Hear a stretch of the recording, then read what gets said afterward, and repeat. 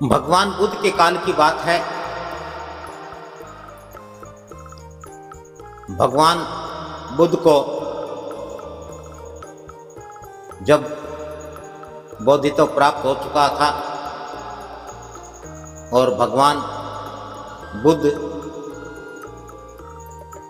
बुद्ध से भगवान हो गए थे, तो वह अपने शिष्यों के साथ भ्रमण करते, सत्संग और प्रवचन करते थे, लोगों को शिक्षा संदेश उपदेश देते थे। और भगवान बुद्ध पूर्ण त्यागी थे, इसलिए उनके पास कोई हाथी घोड़े रथ सवारियां नहीं थी, बल्कि वह पूरा जीवन पैदल घूम घूम करके उन्होंने अपना जीवन जिया और पैदल घूम घूम करके ही अपने सभी को आने का और जाने का कार्य करते थे। एक बार भगवान बुद्ध एक ऐसे क्षेत्र से गुजरे, वहाँ पर एक बहुत ही खूंखार, खतरनाक, हत्यारा डाकू रहता था, जिसका बड़ा आतंक था। और वह इलाका उस डाकू के भय से, उसके नाम से ही थर थर कांपता था। बड़े बड़े शूरमाओं ने वहाँ जाना छोड़ दिया और वह इलाका उस डाकू का था जिसका नाम उंगलीमाल था। उस डाकू का नाम उंगलीमाल इसलिए पड़ा, उसे जो भी मिलता वह उसे लूट लेता, उसका सब सामान, सब धन लूट लेता था, छीन लेता और उसे अवश्य ही मार देता। और मारने के बाद उसकी उंगली काट करके उसकी उंगली अपने गले में पड़ी माला में पिरो देता और उसके गले में मनुष्य की उंगलियों की एक माला होती थी और वह माला हर रोज़ बढ़ती जाती थी, क्योंकि जितने भी लोगों को वह मारता उनकी उंगलियां अपने गले की माला में पिरो देता था और इसलिए उसका नाम उंगलीमाल था। भगवान बुद्ध उस क्षेत्र में आए और भगवान बुद्ध जब उस रास्ते पर जाने लगे जिस पर उंगलीमाल रहता था, तो लोगों ने बहुत मना किया कि भगवान आप इस रास्ते से ना जाएं, आगे खूंखार डाकू उंगलीमाल है, वह आपको मार भी देगा।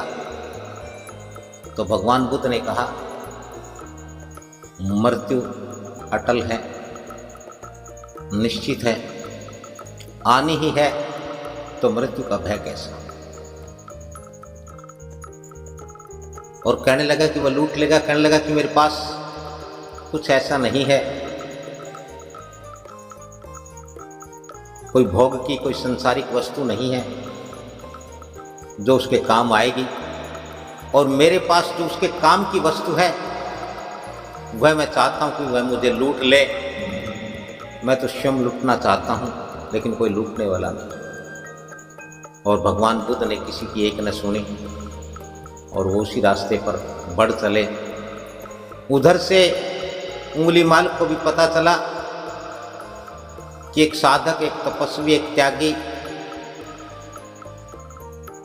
तेरे रास्ते पर आ रहा है।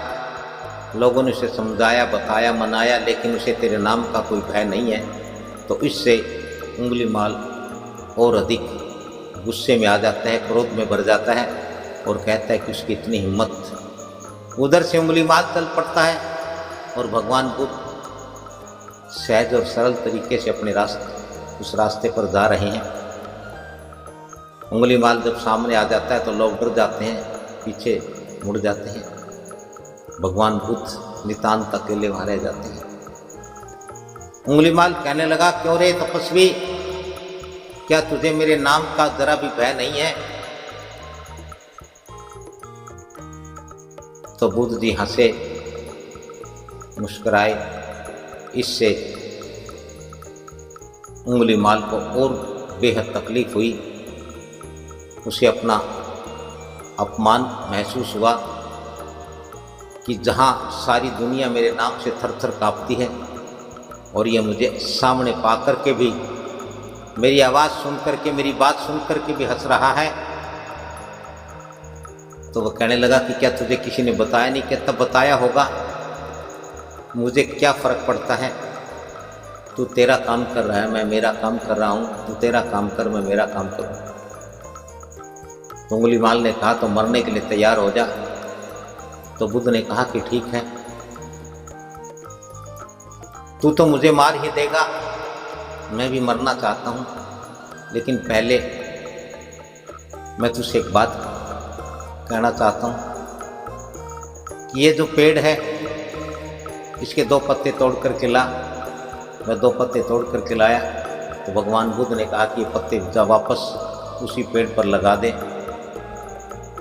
तो उंगलीमाल कहने लगा कि ये कैसे संभव है? कहने लगा क्यों संभव नहीं है, तेरे तो नाम से पूरा राज्य कांपता है, सभी डरते हैं, कोई तेरे सामने नहीं आता, क्योंकि तू जो चाहे वो करता है। और जब तू तोड़ सकता है, जोड़ नहीं सकता है, तो तू तोड़ने का काम क्यों करता है?